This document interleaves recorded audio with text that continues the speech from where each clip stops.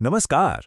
यहाँ हम कोशिश करते हैं कि मुश्किल से मुश्किल विषयों को एकदम आसान भाषा में समझें।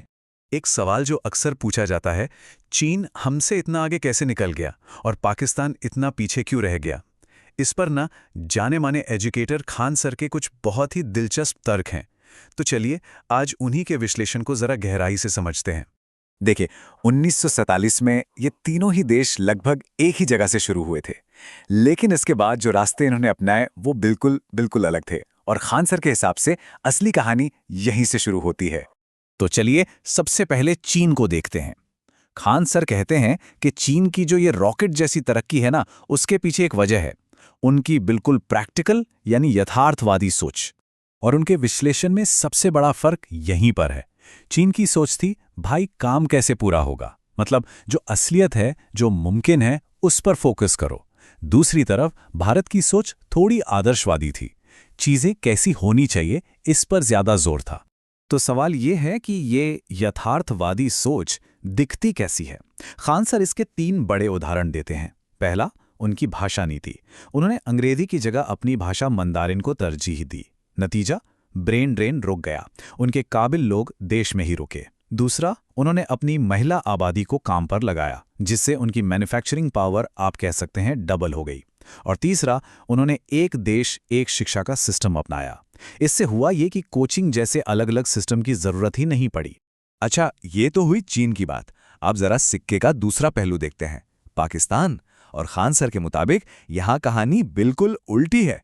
ये बात अपने आप में बहुत कुछ कहती है ना? और यही खान सर के तर्क का सार है कि पाकिस्तान कभी एक कामयाब देश बन ही नहीं पाया। तो सवाल उठता है कि भाई ऐसा हुआ क्यों? इसके पीछे कुछ बड़ी वजह हैं।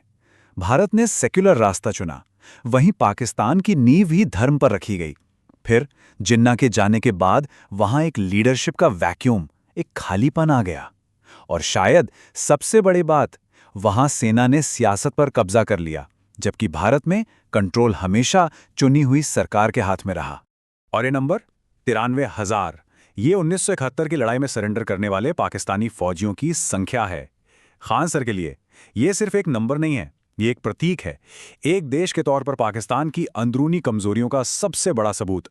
तो चीन और पाकिस्तान की बात तो हो गई।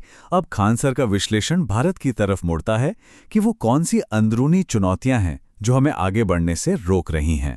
उनका एक बहुत बड़ा तर्क ये है कि भारत असल में एक देश है ही नहीं, ये 2 देश हैं, एक अमीरों का भारत और दूसरा गरीबों का। और ये जो खाई है, ये सबसे ज्यादा दिखती है एजुकेशन और हेल्थ केयर में। मतलब साफ है, इस देश में सबकी रेस एक ही स्टार्टिंग लाइन से शुरू नहीं होती। और ये कुछ ऐसी ही बड़ी रुकावटें हैं। सोचिए, जब सरकारी स्कूल ठीक से काम नहीं करते तो क्या होता है? एक बहुत बड़ा कोचिंग का बिजनेस खड़ा हो जाता है। जब एमआरआई मशीन जैसी जरूरी चीजों पर भारी भरकम इंपोर्ट टैक्स लगता है तो इलाज तो सबके लिए महंगा होता है, पर इसकी सबसे बुरी मार किस पर पड़ती है? गरीबों पर। तो इन सारी बातों के बाद विश्लेषण का निचोड़ इस एक चीज पर आकर टिकता है, भारत को अपनी सोच, अपनी मानसिकता में एक बहुत बड़े बदलाव की जरूरत है। खान सर का मानना है कि भारत की जो अहिंसा की फिलॉसफी है, जो एक संयम बरतने की आदत है, वो उसे दुनिया के मंच पर पीछे धकेल रही है। उनके हिसाब से ये हमारी ताकत नहीं बल्कि एक स्ट्रेटेजिक कमजोरी बन गई है। ये जो बात है, ये थोड़ी सीधी और सपाट जरूर है, लेकिन ये उसी सोच को दिखाती है। मतलब भारत को दुनिया में और ज्यादा मजबूती से और मुखर होकर पेश आना होगा, क्योंकि जैसा वो कहते हैं, कभी कभी सिर्फ बातों से काम नहीं चलता। तो आखिर में ये पूरा विश्लेषण हमें एक बहुत बड़े सवाल के साथ छोड़ जाता है कि अपनी पूरी ताकत को हकीकत में बदलने के लिए भारत को आगे कौन सा रास्ता चुनना चाहिए।